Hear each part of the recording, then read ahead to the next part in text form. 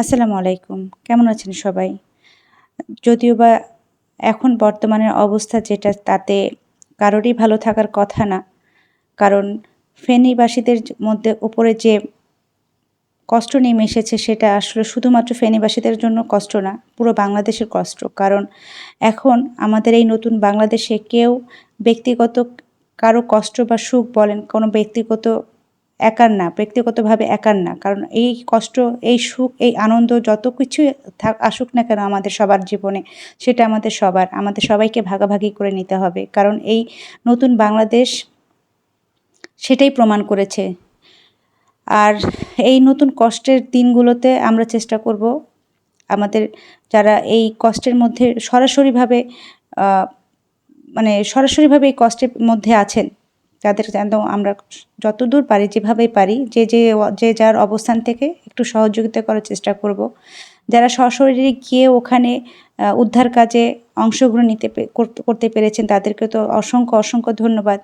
ছাত্র সমাজ, যে শুধু ছাত্র সমাজ না, শুধু সেনাবাহিনী না, বাংলাদেশের প্রত্যেকটা জায়গা থেকে সবাই সশরীরে গিয়ে সচেষ্টভাবে চেষ্টা করছেন। আলহামদুলিল্লাহ, সবাইকে অসংখ্য ধন্যবাদ।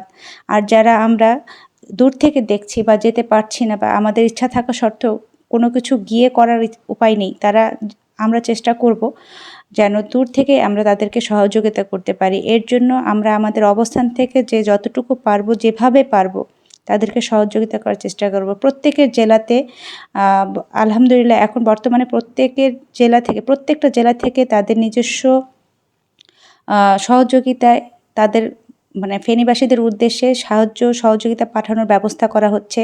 তাই আমরা যারা সরাসরি যেতে পারছি না, আমরা চেষ্টা করব যেন আমরা তাদের মাধ্যমে আমাদের সহযোগিতাটুকু পৌঁছে দিতে পারি।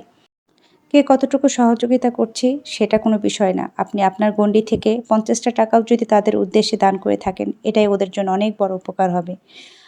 আর এই কাজে বাংলাদেশ ছাত্র সমাজ, জনসাধারণ এবং বাংলাদেশ সেনাবাহিনী যারা অক্লান্ত পরিশ্রম করছেন, তাদের সকলকে ধন্যবাদ জানাই।